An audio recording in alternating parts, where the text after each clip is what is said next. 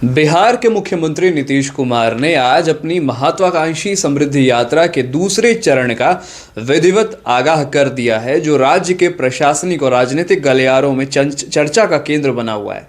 यात्रा के दूसरे पड़ाव के पहले ही दिन मुख्यमंत्री का गंतव्य मिथिलांचल का हृदय कहे जाने वाले मधुबनी जिला में है।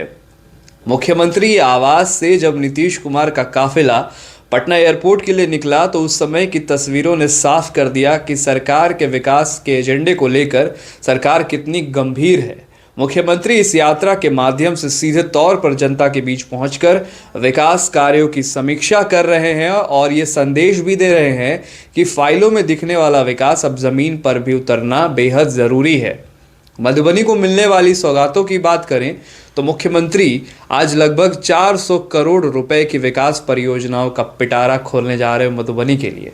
सरकारी आंकड़ों के मुताबिक इस दौरे के दौरान कुल 101 नई योजनाओं का शिलान्यास किया जाएगा, जिनकी लागत करीब 298 करोड़ रुपए है।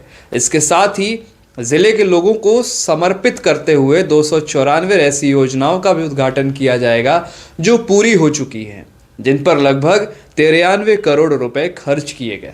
इन योजनाओं में अगर हम बात करें तो क्या है, सड़क हैं, पुल हैं, शिक्षा है, स्वास्थ्य है और जो बुनियादी सुविधाएं हैं वो शामिल है, जिनका सीधा असर जिले के अर्थव्यवस्था और लोगों के जीवन के स्तर पर पड़ता हुआ नजर आएगा।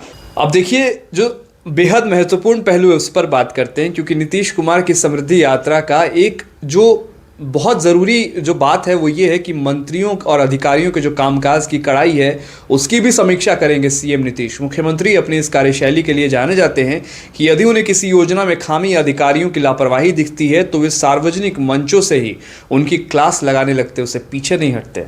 मधुबनी दौरे के दौरान भी प्रशासनिक अधिकारियों में इस बात का खौफ साफ देखा जा सकता है कि मुख्यमंत्री आने वाले हैं, क्या सवाल करेंगे, कागजात तैयार है या नहीं, ज़मीन पर काम दिख रहा है या नहीं, क्योंकि मुख्यमंत्री स्वयं जनसभाओं को संबोधित कर रहे हैं और स्थानीय जनता से फीडबैक भी ले रहे हैं कि सरकार की कल्याणकारी योजनाओं का लाभ उन तक पहुंच रहा है कि नहीं। तो फिर तो आप समझिए अधिकारियों के खैर नहीं है अगर वो गलत करते पकड़े जाते हैं तो।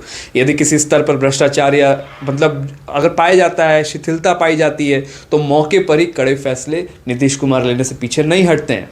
विपक्ष जहां इस यात्रा को चुनावी स्टंट और फिजूल खर्ची बताकर आलोचना कर रहा है, वहीं सत्ता पक्ष इसे मुख्यमंत्री का डायरेक्ट कनेक्ट मॉडल मान रहा है। मिथिला की धरती पर मुख्यमंत्री का यह दौरा न केवल विकास की दृष्टि से महत्वपूर्ण है, बल्कि राजनीतिक रूप से भी इसके कई मायने निकल के सामने आते दिखाई दे रहे हैं। मुख्यमंत्री का जो जोर है वो इस बात पर है कि बिहार के हर जिले में विकास की समृद्धि पहुंचे और इसमें किसी भी तरह की प्रशासनिक बाधा न आए।